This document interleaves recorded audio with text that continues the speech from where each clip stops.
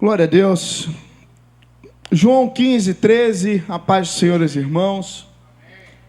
Nós vamos ler esse texto.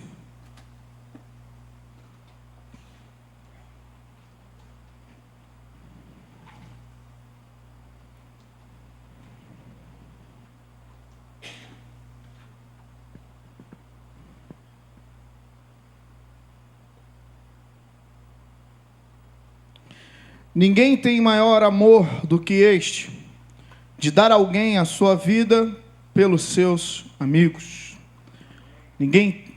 Vocês são meus amigos, vamos lá, 14. Vocês são meus amigos que se fazem o que eu lhes ordeno. Já não achamos vocês mais de servos, porque o servo não sabe o que o Senhor faz. Mas tenho chamado vocês de amigos, porque tudo o que eu ouvi de meu Pai, eu lhes dei a conhecer. Palavra do Senhor. Amém? Glória a Deus. Obrigado, Dudu.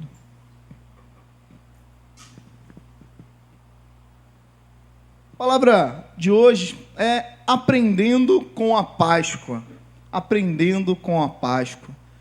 Nós temos algumas coisas para falar, né? Dentre delas, creio que os irmãos já tenham atentado para isso, né? Já tenham ouvido por um tempo, mas o verdadeiro sentido da Páscoa, né? E como nós podemos aprender com esse verdadeiro sentido da Páscoa? Como que nós podemos aprender com o Cristo que se entregou por nós e como nós podemos caminhar segundo os mandamentos e ordenamentos dele?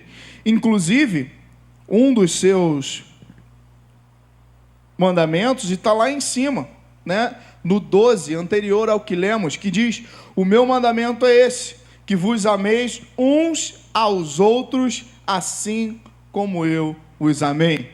Então a Páscoa, ela reflete um pouco desse amor maravilhoso de Jesus Cristo por nós, né? Uma prova de amor, de alguém se entregar na cruz do Calvário por cada um de nós, sofrer morte de cruz, ser humilhado diante de todo um povo, para que tivéssemos hoje a vida eterna. Por isso, hoje a gente vê pouco se falar do verdadeiro sentido da Páscoa, né? E já faz um tempo que nós temos visto pouco isso, e agora ainda mais, né?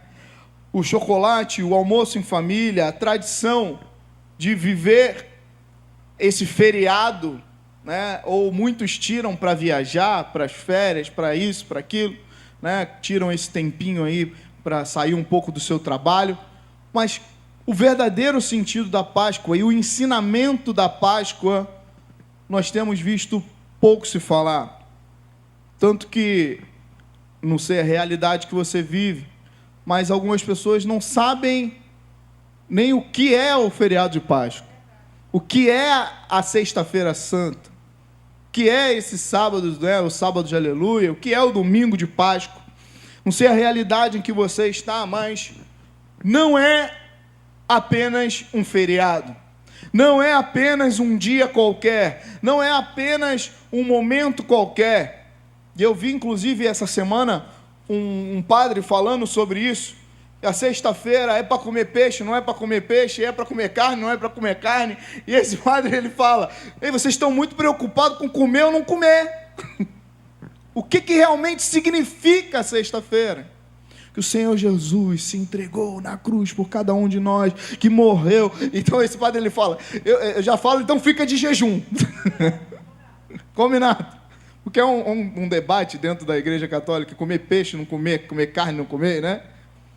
Então, acima de tudo, acima de um feriado, acima de um dia em que você talvez não trabalhou, ficou com a família, acima de tudo isso, a Páscoa bíblica, ela fala sobre o livramento. A Páscoa bíblica, ela nos fala sobre um amor maravilhoso. A Páscoa bíblica, ela nunca foi sobre aparência, sobre parecer. A Páscoa bíblica nos fala sobre uma aliança maravilhosa. A Páscoa nunca foi sobre um consumo, mas foi sobre um sacrifício naquela cruz por cada um de nós. E é isso que temos que passar. É isso que temos que passar. Os filhos dos nossos filhos, nós temos que passar que acima de um feriado, Jesus Cristo se entregou por cada um de nós, por um sacrifício vivo para que tivéssemos vida em abundância. Você pode dar um glória a Deus por isso? Porque acima do que perguntarmos hoje, o que as pessoas estão fazendo na Páscoa, é o que Deus quis revelar em meio à Páscoa. Essa é a pergunta central do nosso sermão de hoje. O que Deus quer revelar em meio à Páscoa? Quando nós olhamos para a Bíblia, percebemos que a Páscoa, ela não nasce num momento tão festivo assim, né? Tão alegre assim. A Páscoa nasceu num momento de aflição, de até desespero, de um momento de urgência.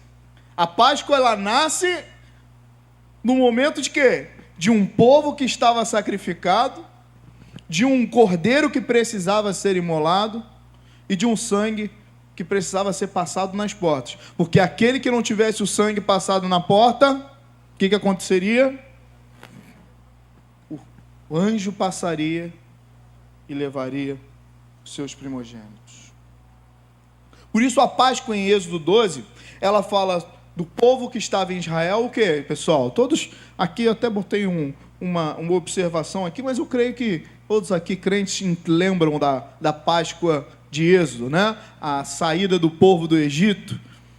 O povo estava aprisionado, cativo no Egito, e dentre todo esse contexto, a escravidão não era apenas física. É importante a gente lembrar disso. Por quê? Porque o povo estava perdendo a sua identidade. O povo estava perdendo a dignidade. O povo, né, com esse faraó, ele tinha esquecido de quem era o Deus lá de trás de José. Então, esse povo que estava no Egito, ele estava sendo feito escravo. Estava sendo humilhado. E Deus olha e procura esse libertador. Queria tirar esse povo do Egito. Vem Moisés, junto o pessoal. Ô faraó, você não vai tratar assim de qualquer jeito o meu povo, não. Liberta o meu povo, liberta o meu povo. Ou vai vir uma grande castigo divino para você. Então, vem as pragas do Egito. E agora, o que a gente vai fazer? Muito nessa correria, nesse desespero, se Deus iria livrá-los ou não. Muito parecido de um cordeiro sem defeito, que foi separado, morto, e o seu sangue colocado nos umbrais da porta. E a família ficaria dentro da casa, esperando esse sinal de libertação. Êxodo 12, 13 vai falar: vendo o sangue, passarei por cima de vós.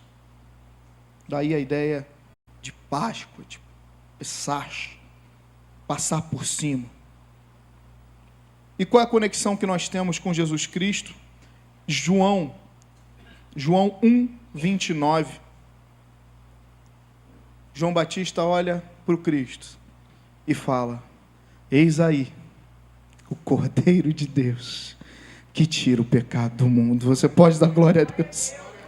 Se um dia você foi escravo do pecado, se um dia o pecado veio para trazer morte para a sua vida, se um dia o pecado veio para te arrastar e te prender no Egito, em nome de Jesus, o Cordeiro e o sangue do Cordeiro veio para trazer libertação para a sua vida, veio trazer libertação para a sua casa. O sangue do Cordeiro que um dia protegia o umbral das portas, o sangue de Jesus nos reconcilia com o Deus maravilhoso. Você pode dizer um glória a Deus?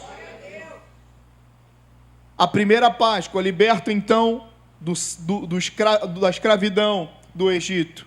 E a segunda Páscoa, a cruz, nos liberta da escravidão do pecado. Palavra do Senhor. Por isso, alguns pontos, como eu falei, o que a Páscoa nos ensina? O que ela tem a nos dizer nessa noite? Que ponto que nós podemos aprender com Jesus, que Deus nos revelou na Páscoa? E o primeiro ponto deles é: a Páscoa revela a maior prova de amor de Deus. Em João 15:13, nós falamos aqui: ninguém tem maior amor do que este, dar alguém a sua vida pelos seus amigos. Jesus, ele sabia o que ia acontecer.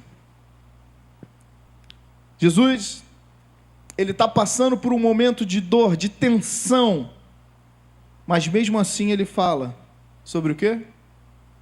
Amor. Eu achei isso interessante, achei isso maravilhoso, porque Jesus está prestes a sofrer, ele sabia o sacrifício que ele tinha que fazer, mas ele fala: ame uns aos outros. Esse é o maior mandamento que eu posso falar para vocês. Porque nós muitas vezes estamos prestes a sofrer, e quando estamos sofrendo, ou nós estamos com dor, nós geralmente, o que acontece? Pensamos em nós mesmos. Mas Jesus, quando estava prestes a sofrer, ele pensa em salvar a humanidade. Jesus não vai para a cruz como uma vítima. Jesus, ele vai como um salvador. Às vezes a gente sofre, a gente passa por dificuldades, e não importa o que o mundo está passando, não é verdade? Você está passando por alguma dificuldade, alguém vem para você e fala: já passei por isso, aí quer te contar a experiência. Não importa, importa o que eu estou vivendo, não é verdade? Você também é assim? Eu sou eu. O que você passou, tudo bem, mas eu estou vivendo isso agora. Às vezes a nossa dor parece ser maior do que a dos outros. Tudo bem, você passou por isso, tá? Ok. Quando o Bento ficou no hospital, então, minha mãe e meus pais mandavam mensagem: fulano passou por isso, tal, fulano fez, aconteceu isso. Fulano. Eu falei: tá bom, não importa o que eu estou aqui vivendo. Porque muitas vezes a nossa dor, ela cria uma bolha em volta de nós, falando: é isso que eu vivo. Não importa o mundo. Só que Jesus está falando justamente ao contrário. Eu estou indo para a cruz, eu estou indo para a visão humana, para a morte, e eu estou pensando na salvação de cada um de vocês e no amor que eu tenho por cada um de vocês. Por isso o amor de Deus não é um discurso bonito, o amor de Deus não é uma estratégia, o amor de Deus não é uma emoção, o amor de Deus é compromisso. Em Romanos 5:8, varão, vou diminuir um pouquinho esse ar aqui, que minha mão está ficando gelada. E olha que eu estava suando ainda há pouco. Romanos 5:8 vai falar sobre esse amor maravilhoso. Olha aí, vamos ler todo mundo junto, que vocês estão muito calados. 1, 2, 3 e... Mas Deus... O que foi?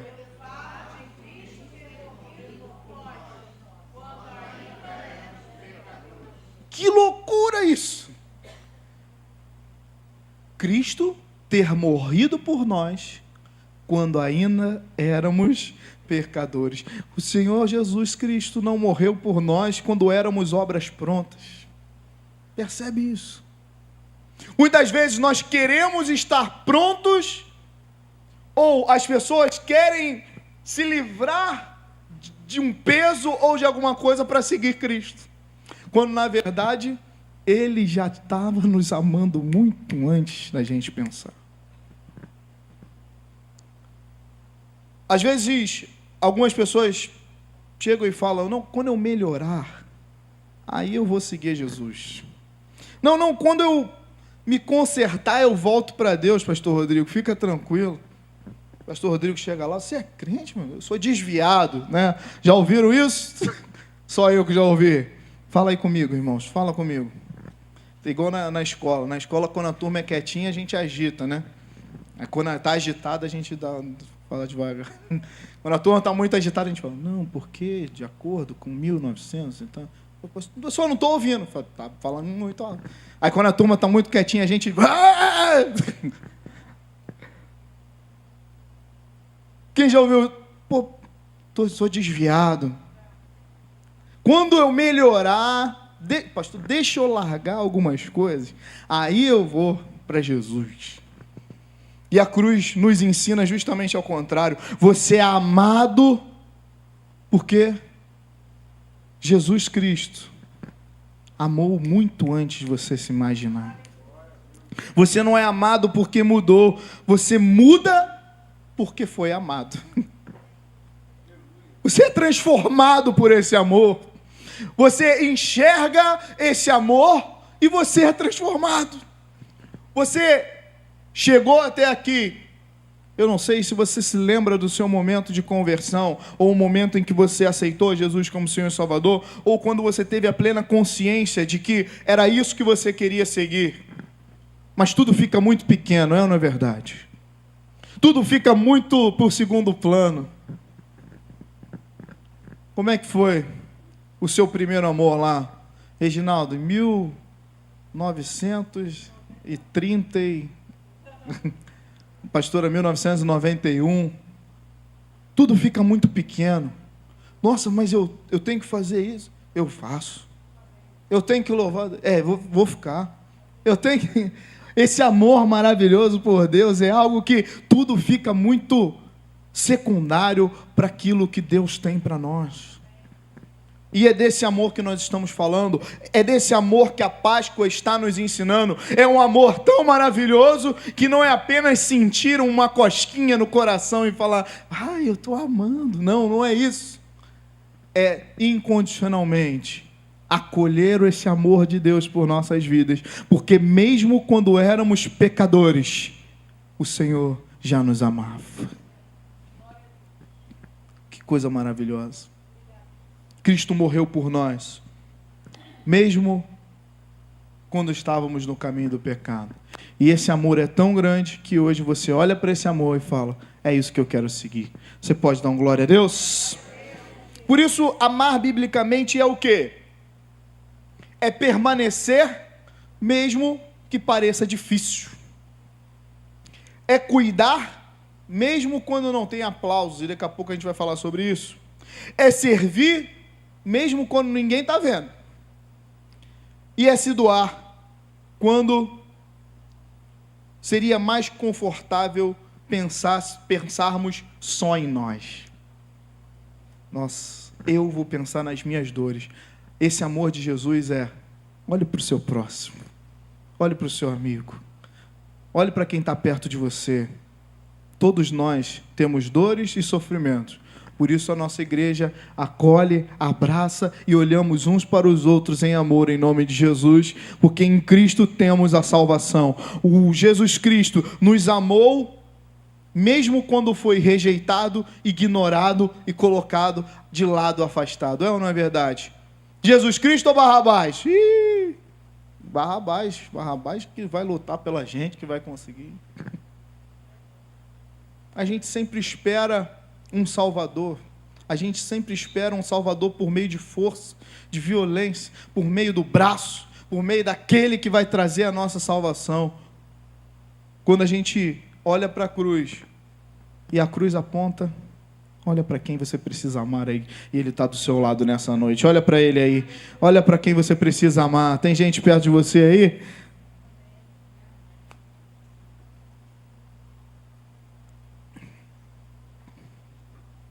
Por isso, uma aplicação para a gente. Muito fácil amar, só dentro de casa. É ou não é? Tratar bem a nossa família é muito fácil. Ter paciência, às vezes, com quem está ali próximo de nós. Ajudar alguém sem esperar o retorno. Quem está próximo de nós é quem muitas vezes enxerga isso. Mas aquela pessoa que te irrita, a sua pedrinha no sapato, aquela que te tira do sério. Amar muitas vezes os nossos inimigos, aquele que está terendo seu cargo na empresa.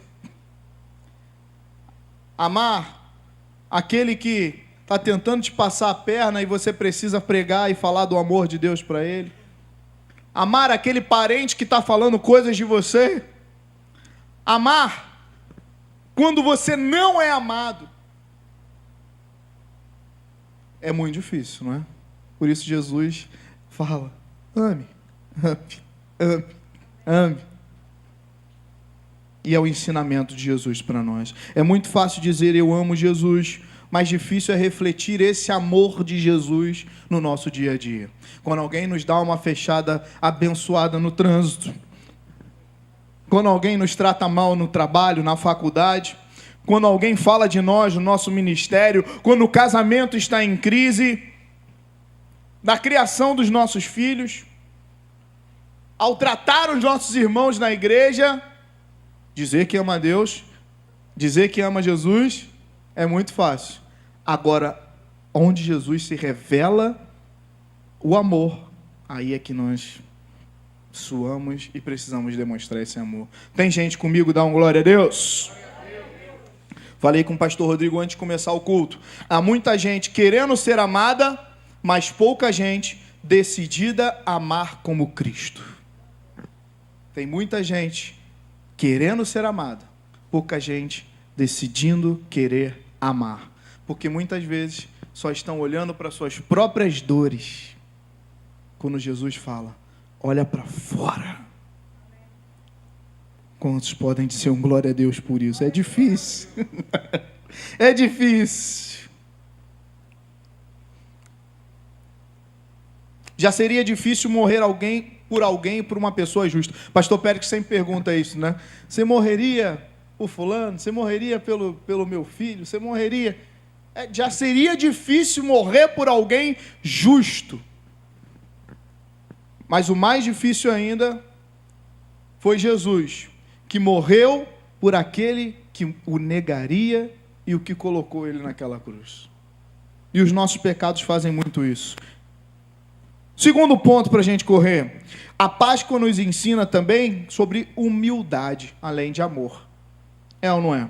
Filipenses 2:6.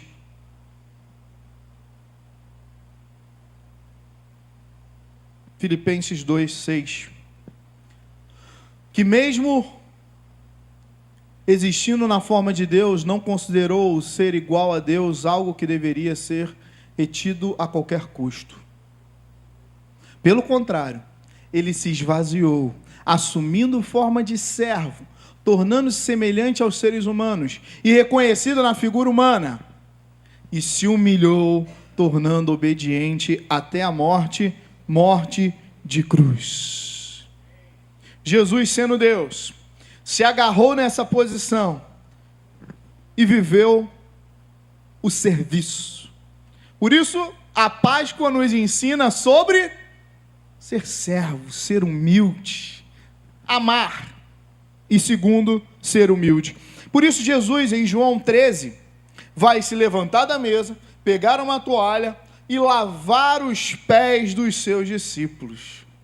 Por isso, Dudu pode entrar aí com as bandejas. Estou brincando, não vai ter lava-pé hoje não. O pessoal já está pensando, cara, coloquei o Barla, coloquei o talquinho hoje.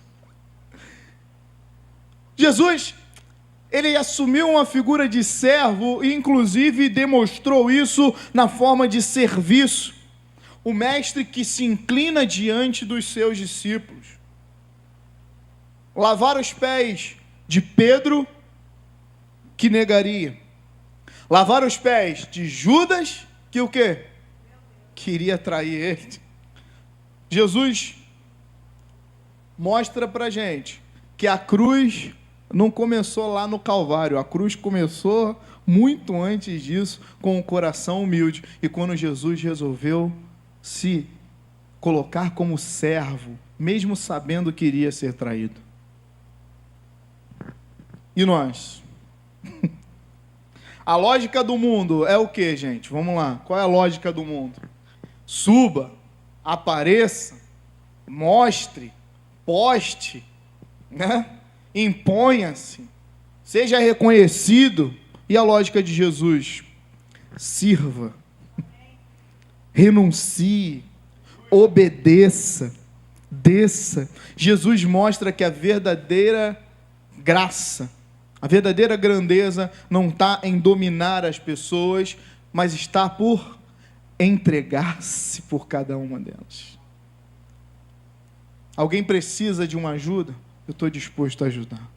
Alguém precisa de uma mão amiga, de ser humilde? A hora é. A humildade não é falar apenas bem de si, né?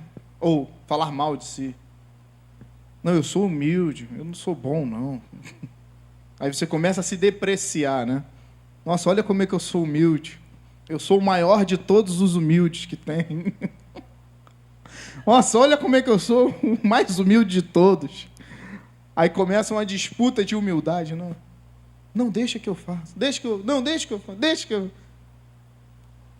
Ou, muitas vezes, mostrar ser humilde para que outros vejam essa humildade, né? Tira uma foto aqui, Reginaldo, eu sendo humilde. Deixa eu postar aqui a minha humildade, como eu sou humilde, para que todo mundo veja. Não tem nada a ver com Jesus.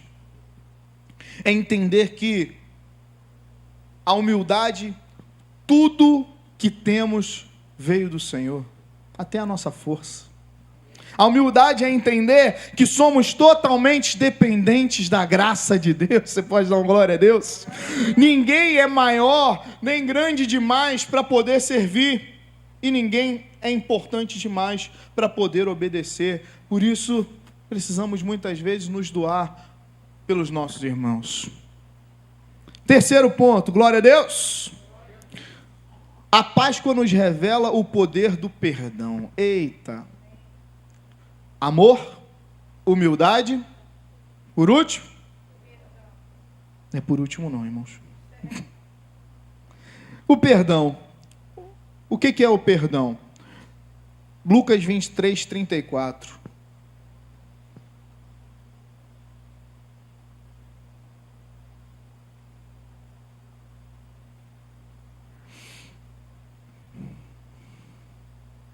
Lucas 23, 34.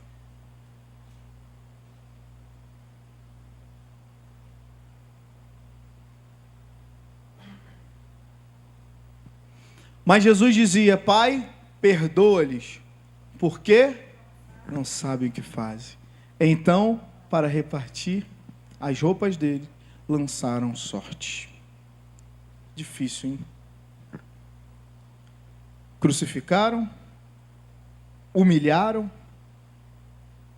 gritaram, e Jesus, lá na cruz, fala o quê? Perdoa-lhes. A pergunta que fica é: e se fosse você? E se fôssemos nós, humilhados, pisados, traídos, o que faríamos? A lógica do mundo é o que, pessoal? Eu perdoo, mas só se alguém me pedir perdão. Né? Dudu está cutucando ali, né, Dudu? Eu perdoo se a pessoa reconhecer. Aí eu perdoo. Eu perdoo se eu sentir paz. Não, pastor Rodrigo, se eu sentir paz no meu coração, eu vou perdoar essa pessoa. Enquanto isso... Oi? Cilada. Eu perdoo se ela merecer. Já ouviram isso? O pastor, a pessoa não tá merecendo muito o meu perdão, não. Mas o perdão de Cristo, ele vai além, amém? Perdão nosso humano é com base no mérito. É se merece ou se não merece. Amor, desculpa, eu chego para cá, desculpa, amor. Tá merecendo, não. Nosso perdão é com base no mérito. Hoje eu fui zoar o pudim dela lá que ela fez, coitado. Pudim desconstruído, né? Não é que deu errado, né, amor? Ela tá vendo lá. Não é que o pudim deu errado, o pudim foi desconstruído. É porque era para botar numa taça bonita, não era para ficar mostrando, não. Ela é humilde. Aí eu falei, desculpa, amor, fiquei te zoando. Ela, já passou. Para a nossa vida diária, a Páscoa, perdoar é o quê, pessoal? Não alimentar essa mágoa no nosso dia a dia. O perdão é não transformar a dor em amargura. Tem pessoas que ficam carregando mágoas, não é? Durante anos, décadas. O que começou às vezes com uma dor. Tem gente que não se fala até hoje e não sabe nem por que não se fala. Não usar ofensa como identidade, não deixar que o pecado do outro contamine o seu coração, não levar ferida para Deus, em vez de transformá-la, muitas vezes, num veneno que a pessoa toma todos os dias, falando, depois eu peço perdão para Deus. Quando eu tiver com o meu coração limpo, eu peço perdão para Deus. Já ouviram isso? Já ouviu isso? Oi, pastora? Achando que o outro que vai morrer. Por isso a Páscoa ela nos ensina a perdoar, a levar até a Deus, a levar até as pessoas, alguém que te feriu, ou alguém que até te ameaçou, ou fez coisas com você, te traiu, mas você perdoa em fé. Mas foi ele que fez, pastor. Foi ele que me roubou. Mas a mágoa está dentro de você. A mágoa, às vezes não está, nem nós que cometemos alguma coisa, mas quando fomos atingidos por isso, o fulano fez isso comigo. Tira até nosso sono, não é na verdade? Mas liberar perdão é como um peso que sai de dentro de nós. Eu te perdoo pelo que você fez. Eu te perdoo porque talvez eu não supri as expectativas do que eu poderia fazer. Por isso que tem gente que um dia foi ferido e por isso endureceu o seu coração. Foi traído, passou a desconfiar de tudo e de todos. Quem é esse cara que está chegando aí? Foi injustiçado e agora vive buscando o quê? Justificar as suas atitudes pelo que um dia aconteceu com ela. Não, eu sou assim porque um dia aconteceu isso comigo. Eu sou assim porque um dia aconteceu de alguém fazer isso comigo. Só que a Páscoa ela nos ensina que a cruz nos chama para um outro caminho. Jesus poderia ter respondido com um juízo imediato. Inclusive, muitas pessoas me perguntam, por que Jesus lá da cruz não levou destruiu todo mundo, uma bomba atômica naquele tempo? Por que Jesus não extraiu um terremoto, caiu pedra em todo mundo? Porque Jesus escolheu responder com misericórdia. Ele olha para as pessoas que o traíram e chega e fala, perdoa, Pai, porque eles não sabem o que fazem. No nosso dia a dia, perdoar não é devolver na mesma moeda, mas permitir que Deus cure o nosso interior para que possamos avançar. Glória a Deus. E agora sim, por último, a Páscoa nos chama para uma vida transformada. João 1,12.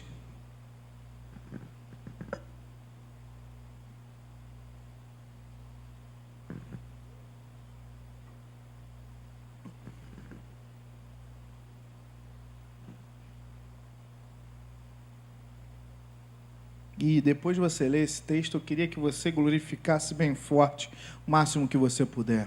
Mas a todos quantos receberam, deu-lhes o poder de serem feitos filhos de Deus, a saber, aos que crerem em seu Quantos creem no nome do Senhor? Dê um glória a Deus bem forte. Na Páscoa nós aprendemos sobre a transformação. A Páscoa não termina na Sexta-feira Santa.